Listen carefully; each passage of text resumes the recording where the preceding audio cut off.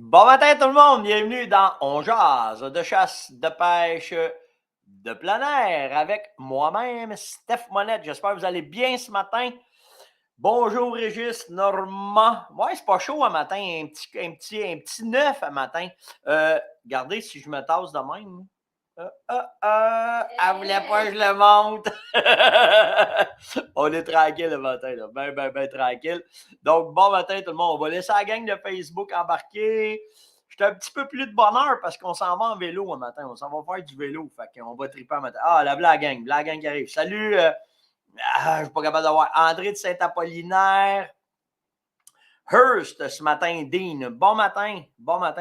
Salut Pascal, Saint-Hippolyte. C'est cool, hein? Pascal Gaulin, bon matin. Duclos, ah là, ça va trop vite, là, ça déboule trop vite, je suis pas capable. Verdun ce matin, Michel. Bon matin, Michel. On va parler des filles ce matin. Ouais, on va jaser un peu avec les filles. Vous êtes après de nous donner un sapristi de beaucoup de mains, fait qu'on va parler de ça. Le temps que tout le monde embarque, là, je vais juste aller. J'ai oublié, j'en oublie tout le temps un peu. Hein. Juste de même, ça va être simple, ça. Parfait.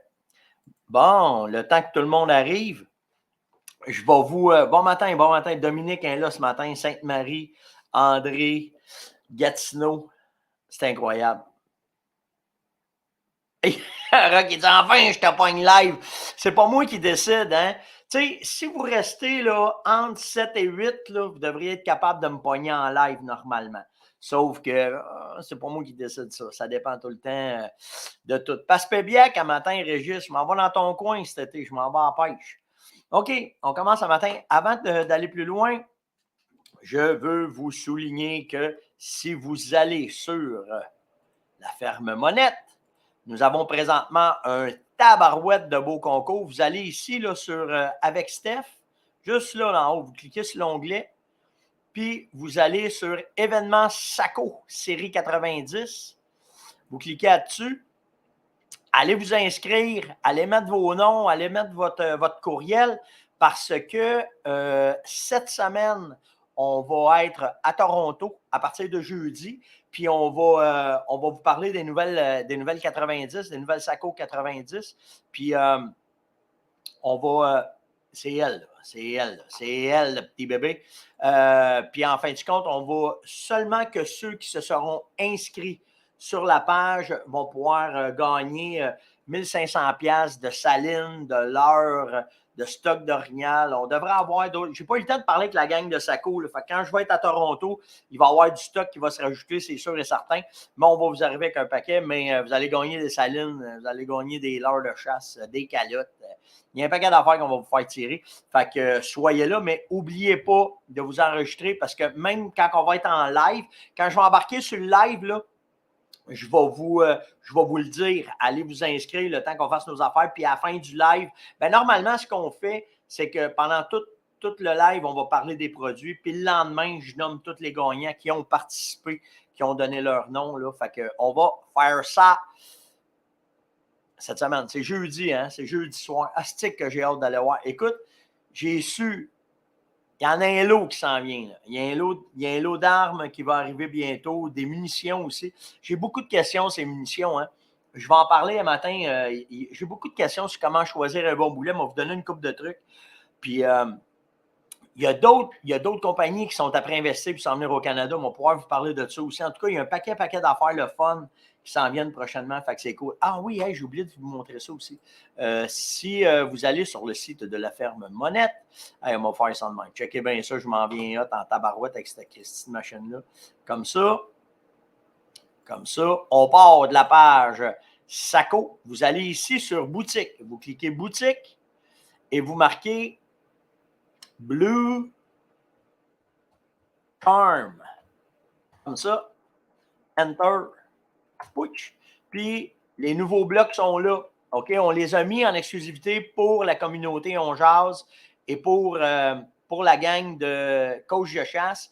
Là, un matin, le concours, ben pas le concours, mais les produits sont disponibles à travers le web au complet parce qu'on est en quantité limitée.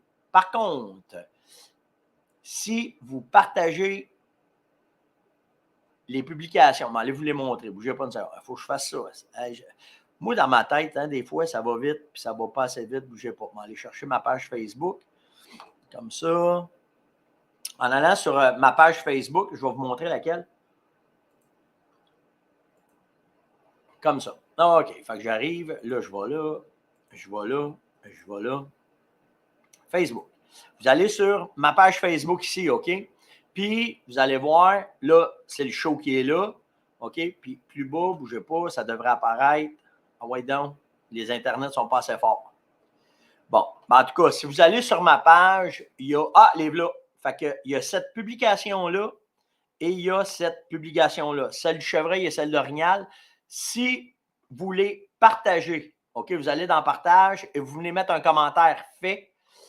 Je vais savoir que c'est vous autres. Puis demain, je vais faire un tirage de. Là, je suis disparu. Là. OK, je suis là. Je vais faire un tirage d'une série de blocs Blue Charm, puis une série Chevreuil Orignal mélangée avec le Vital Mix, OK? Mais il faut absolument jouer votre partage. En fait, c'est ceux qui vont partager ces deux publications-là que sur ma page. Regardez bien ça. Je ne sais pas si je suis capable de faire ça. Si je fais ça de même, je fais ça de même. Ça y va. Ah, mais non. Non, ça ne marche pas. J'aurais aimé ça pouvoir vous donner le lien. En tout cas, je peux les épingler, mais je ne peux pas vous donner le lien. Fait qu'en tout cas, allez sur ma page, allez partager ça. Puis tous ceux qui vont partager, mais c'est juste en travers vous autres. Là. C'est juste ceux qui sont là un matin qui vont le savoir. Hey, salut mon oncle Danny. Je vais vous allez pouvoir, je vais faire un tirage demain de ça, de ceux qui vont partager le show.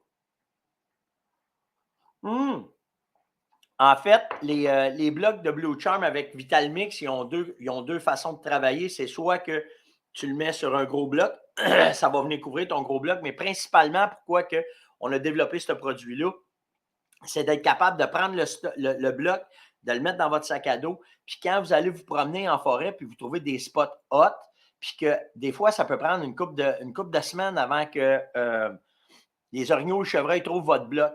La beauté de ce produit-là, regardez celui-là, là, ça fait 6 mois qu'il est sur un poteau comme ça. Le Blue Charm est venu envelopper complètement mon Vital Mix, puis ça devient dur. Fait que le bloc, il ne peut pas fondre avec les intempéries.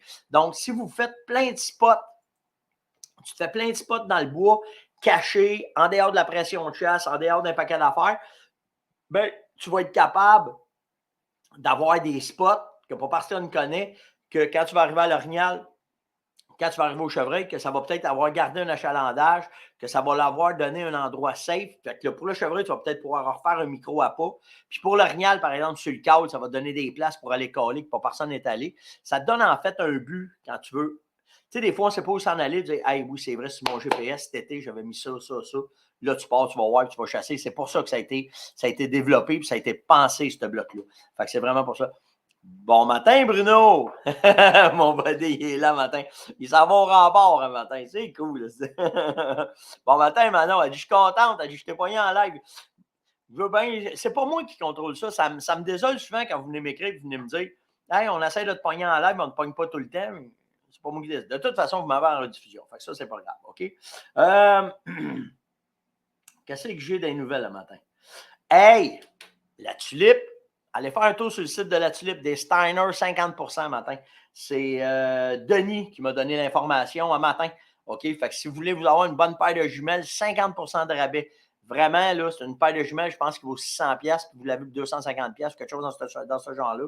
Fait que c'est un Christy de beau et bon deal. Fait que quand vous empoignez des affaires de même, là, gênez-vous pas, ça va me faire plaisir de le partager à la communauté sans aucun problème. Ah oui, hey, à matin. Là, il faut que je réponde à des questions, OK? Il y en a qui me demandent, tu fais-tu des champs nourriciers? Comment est-ce que tu vois les champs nourriciers? Comment est-ce que c'est? En fait, là, quand tu fais un champ nourricier, là, OK, c'est pour aider la biodiversité de ton secteur, OK, d'un terrain où est-ce que tu veux aider ta biodiversité. Ce que tu veux faire, c'est être capable de mettre plusieurs plantes dans un carré pour pouvoir aider les vers de terre, aider les fourmis, les araignées à être là pour que les oiseaux puissent venir manger ces insectes-là. Puis avec ce champ-là que tu fais en pleine forêt, ça permet d'amener plein de bonnes choses à cette forêt-là. OK? Fait que c'est pour ça que c'est important n'importe où ce que vous allez faire des champs nourriciers, de pouvoir aider votre biodiversité. Puis si vous plantez, exemple, une nourriture qui pourrait vous aider plus tard, mettons de la luzerne ou du trèfle ou peu importe, bien, vous allez être capable de laisser pousser ça tout l'été, de venir le récolter ensuite, de mettre ça dans des sacs, puis vous en servir le 1er septembre pour être capable de faire des appâts pour la chasse. Donc, tout l'été, vous allez travailler très, très fort pour pouvoir aider la forêt à avoir une merveilleuse biodiversité, d'être capable d'augmenter la qualité de votre forêt. C'est ce qui est le plus écœurant quand tu fais un champ nourricier de cette façon-là. Bien, en fait, c'est un champ de biodiversité. Puis, j'espère que ceux qui font des champs de biodiversité, vous allez le mettre sur vos étiquettes, que ça va être marqué ça dessus. Puis, de cette façon-là, on va contribuer à augmenter la qualité de la forêt de cette façon-là. Fait que de cette façon-là, on va pouvoir. Puis n'oubliez pas que si vous plantez des bonnes plantes, bien, ces plantes-là vont vous servir. Quand vous allez avoir tout aidé là, pendant le mois de mai, juin, juillet, août, puis que vous arrivez au 1er septembre, bien là, vous allez pouvoir tout récolter cette nourriture-là, ce champ-là, en fait, puis vous allez pouvoir vous en servir pour faire un appât à la chasse aux chevreuils. Comprenez-vous le message, Esti, là, matin? Là? Hein? C'est-tu correct comme explication? Parce qu'il semblerait que les champs nourriciers pour le chevreuil, c'est interdit. Puis hey, je ne vous dis vraiment pas de faire ça. C'est vraiment pas, il ne faut pas que vous fassiez ça. OK? Vraiment pas. C'est vraiment de faire un champ de biodiversité pour être capable d'aider votre forêt. Si vous avez des questions, ça va me faire plaisir de pouvoir vous aider là-dessus, d'être capable de pouvoir vous donner des informations sur comment faire un champ de biodiversité pour pouvoir réussir à augmenter les bienfaits à la forêt. As-tu l'allure un matin, mon explication? Hein? As-tu des chouclaques de béton qui font des niaiseries et qui ne comprennent pas leurs patentes des fois? Hein? Fait que maintenant, on fait des champs de biodiversité. Je commence à être écœuré, moi, de cette gang-là. Je vous le dis, je commence à en avoir plus que par-dessus le nez. Puis moi, c'est pas le fait des champs de biodiversité qui est mon problème, OK? C'est le fait qu'il y a des boss qui acceptent ça. Là, le GBS, il y en a-tu un moment donné, là? Fait que là, ben, je vous le dis, on fait des champs de biodiversité maintenant.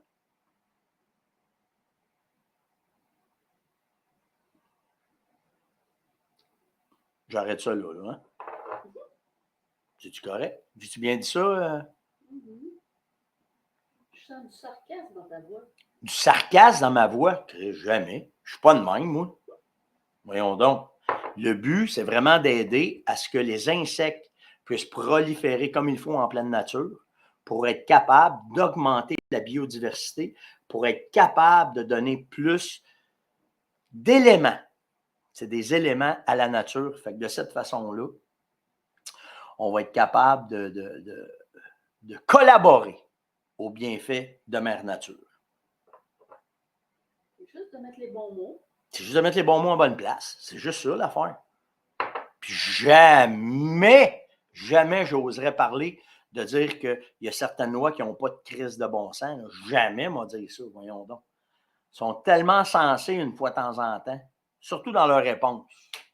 Surtout quand ils ne veulent pas nous rencontrer puis nous parler. Mais en tout cas.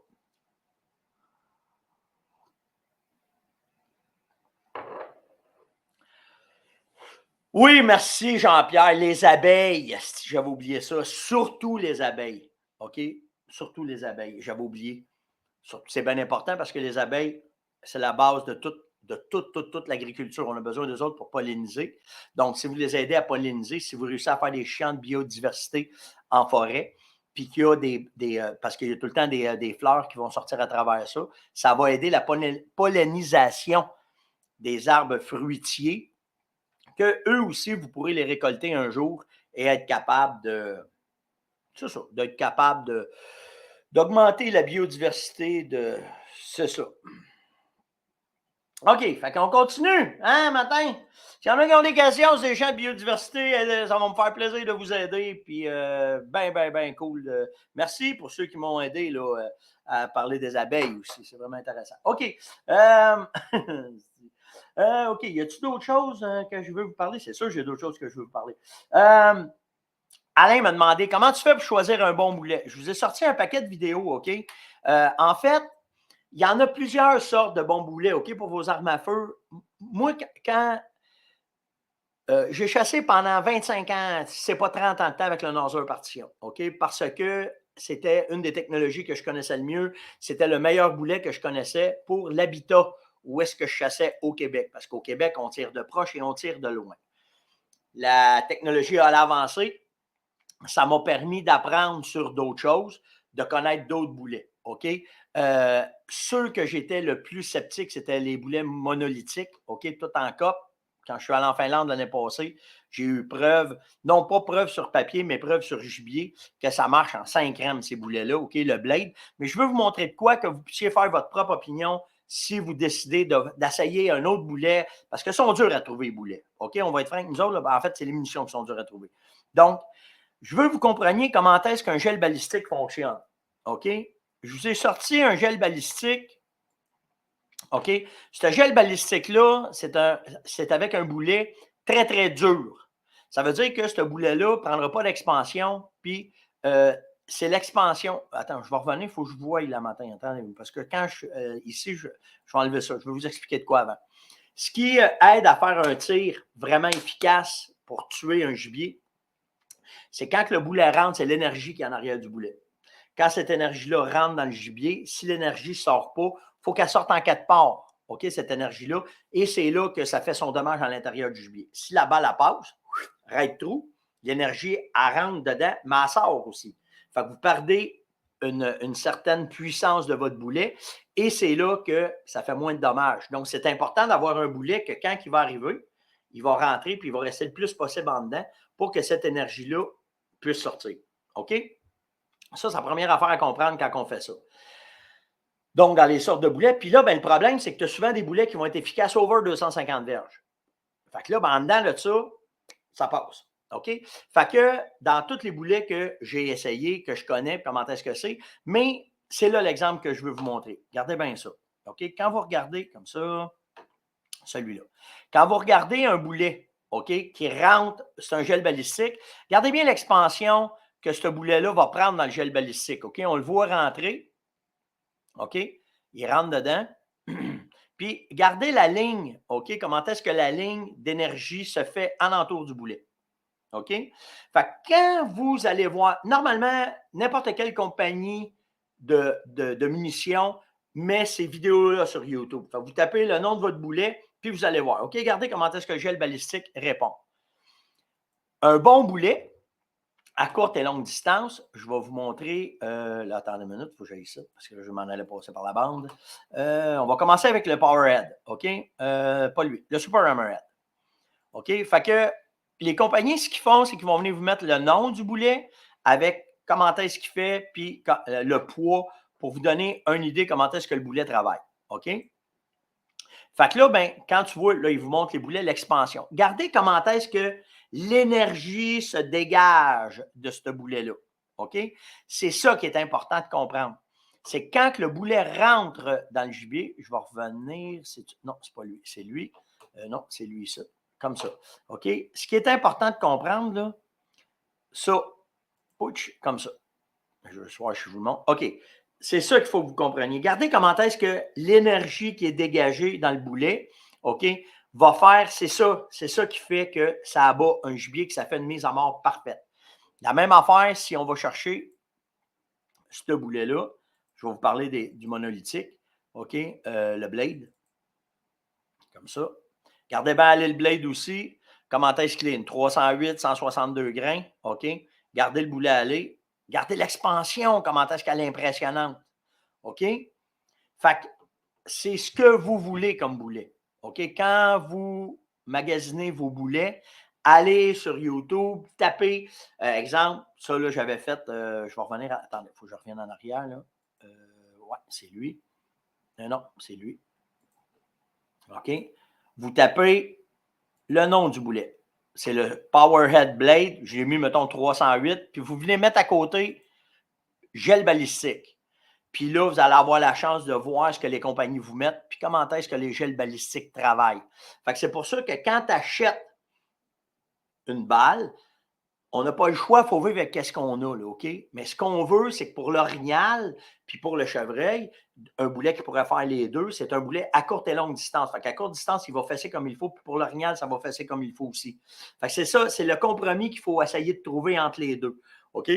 En ce qui me concerne, les 3 boulets que j'aime le plus, vous les avez, que ce soit dans un partition, le Blade ou le Super Hammerhead. Mais il y en a d'autres aussi, OK? Là, c'est à vous autres de faire vos recherches, de regarder qu'est-ce qu'il y en a. Si vous avez des questions, envoyez-moi-les, je vais les regarder avec vous autres. Il y en a que je connais, il y en a que je ne connais pas. Puis là, je le sais qu'il y en a d'autres qui arrivent. Là. Il y a d'autres sortes de boulets qui ont été travaillés.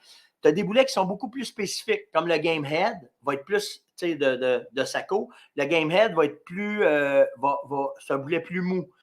Orignal, un peu moins sûr, mais pour le chevreuil, l'ours, il n'y a pas de problème. Fait que, c'est avec ça qu'il faut jouer. De toute façon, faites vos recherches. Si vous avez des questions, ça va me faire plaisir de venir y répondre par steph.jase@farmonette.com. Puis, je vais vous aider. Oui, ça s'en vient, Guillaume. OK? Je le sais que tu es en attente. Je peux te le dire, là, ça s'en vient.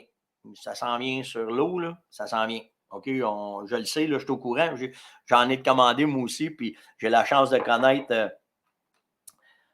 J'ai un blast.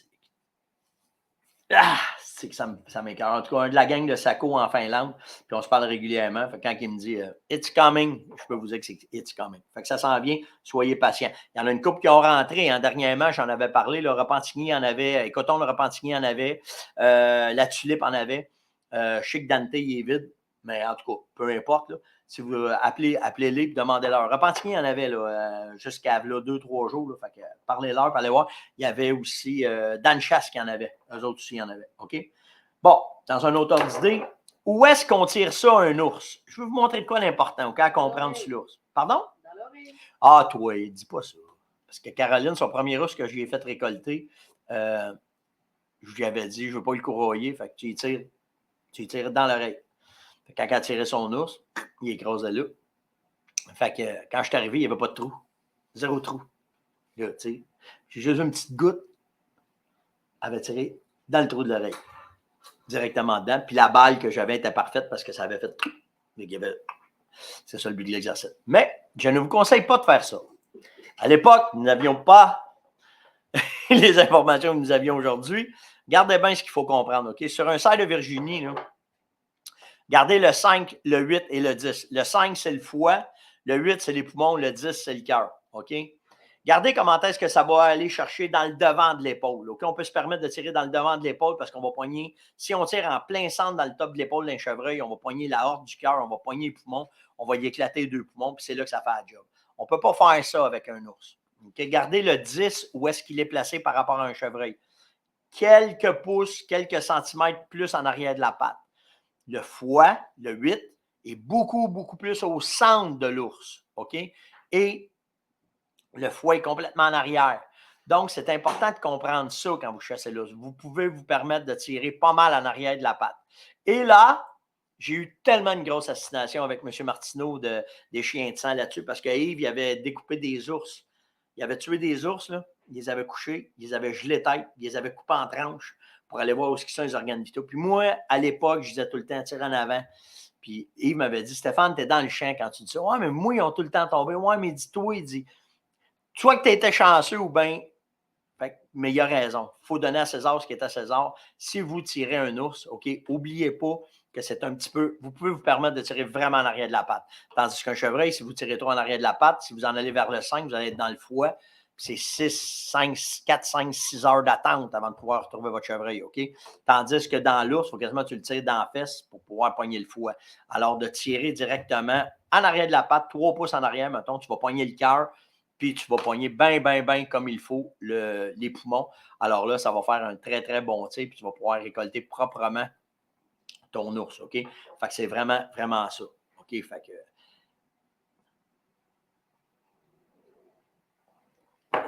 OK, c'est bon. Salut Steph, il est au camping le matin. OK, fait que ça, c'est fait. Ralph m'a demandé, Steph, VTT à chasse à l'orignal. Là, il m'a trouvé un autre nom. Il y a ça l'air qu'il y a un nouveau nom. Là, je ne l'ai pas marqué ici pour les. AutoCAD. AutoCAD, c'est les side-by-side. Okay? Un AutoCAD, c'est un side-by-side, c'est ça.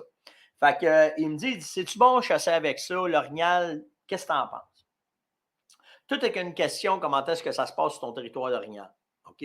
Mettons, c'était d'une place que ça passe beaucoup. Je vais vous donner un exemple où est-ce que moi, je chasse avec Bruno dans le coin de Baie-Saint-Paul. Bruno se promène tout les temps en bicycle d'un trail. Il est là tout le temps, tout le temps. Les clients, il y a de l'activité, ça pêche, ça y va, ça bouge. Les orignaux sont habitués à entendre les VTT, puis sont habitués à entendre les chars. Fait que pour nous autres, de se rendre proche, se rendre, mettons, à 500 mètres d'une cage, c'est le bicycle, puis de monter à la cage, c'est normal pour eux autres, il n'y a pas de problème. Par contre, si tu arrives dans un trou où est-ce qu'ils n'ont jamais entendu de bicycle de l'année, puis tu arrives avec ton bicycle, puis tu te promènes toute la saison, tu vas y tasser. Fait que, tu sais, la meilleure approche, c'est entre un demi et 1 kilomètre, laisse ton bike là, puis pars à pied, puis monte à ta place. Moi, c'est ce que j'aime pour le Le chevreuil, c'est un autre game. Mais pour l'orignal, il est très, très, très sensible à ça. Fait que fais attention. C'est vraiment une question, comment est-ce qu'ils sont habitués, puis comment est-ce qu'ils vont s'habituer à ton secteur. Fait que, tu sais, je te dirais, faire tes salines, c'est pas grave, mais fais attention à ça. Ah, que là, vous allez les filles, vous allez être contentes de moi, OK? Parce que j'ai tombé sur un article, c'est un de la gang qui m'a envoyé ça sur Johanna Clermont. Johanna Clermont, si vous ne la connaissez pas, c'est une chasseuse européenne très, très, très active sur le côté américain. Pas américain, européen. Puis, elle a monté aux barricades. Elle a monté contre ceux qui parlaient contre la chasse, puis elle est allée se battre, puis elle a monté là-dessus. Puis, elle fait valoir beaucoup le droit des chasseurs en Europe envers les anti-chasseurs, puis les Européens qui sont fatigants avec ça, OK? Je vais être franc avec vous autres. Donc, les filles, on s'est aperçu qu'avec ce que Kate a fait dernièrement avec les armes à feu, on s'est aperçu qu'ils ne veulent pas voir de femmes s'afficher sur la chasse. Ils ne veulent pas voir de femmes s'afficher sur le tir. Ils ne veulent pas voir ça. Parce que tout a été bâti sur une image des femmes. T'sais, on ne se cachera rien là, avec la Polytechnique. Là. Okay? Ça n'excuse pas le geste. Mais ils sont servis beaucoup de la gente féminine pour pouvoir empêcher ça. Okay? Donc, vous êtes présentement notre atout, le meilleur pour notre sport. Alors, mettez-en des photos. Dites-les que vous aimez la chasse. Dites-les que vous aimez tirer. Dites-les que vous aimez faire du pigeon d'argile. Lâchez pas.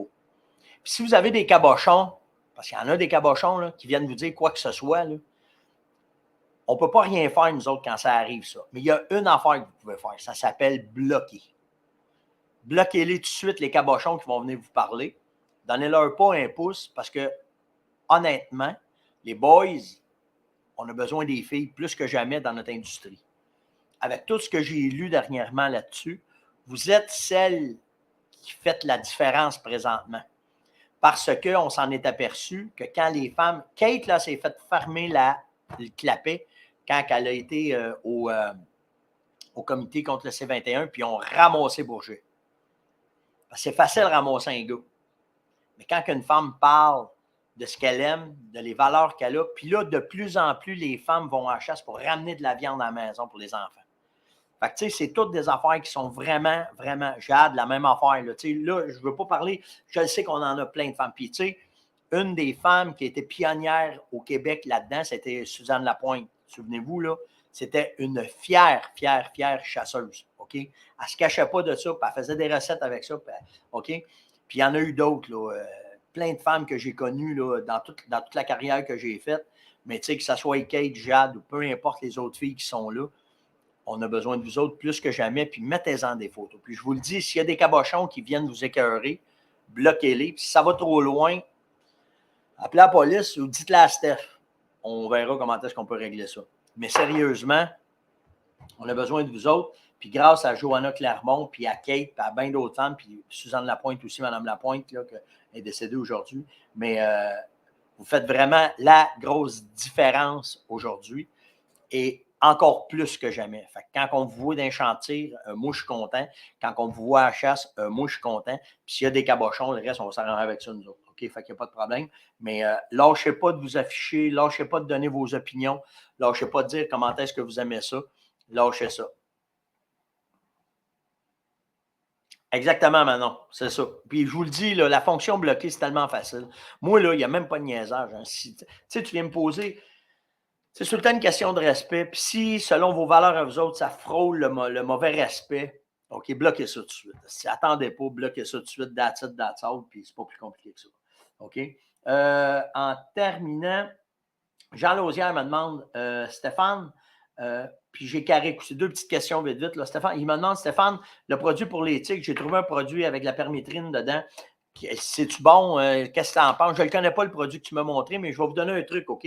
Si vous trouvez des produits avec la permétrine, c'est ça, de la permétrine dedans, excusez, avec de la permétrine dedans, le meilleur truc, il faut que laisser un bout de viande dehors, là, OK, qui est plus bon. Laisse les mouches rentrer dessus, là, OK? Puis quand tu vas voir qu'ils vont commencer à pondre dedans, là, faites ça sur le coin du balcon. C'est pas long à cet incite, là, OK? Mais là, c'est fret, mais aussitôt qu'il va commencer, c'est pas long. Aussitôt qu'il commence à être trop dessus, puis vous allez voir des petits points blancs dedans, là, prenez le produit, faites juste en vaporiser dessus. Vous allez voir tout de suite si ça ne marche pas.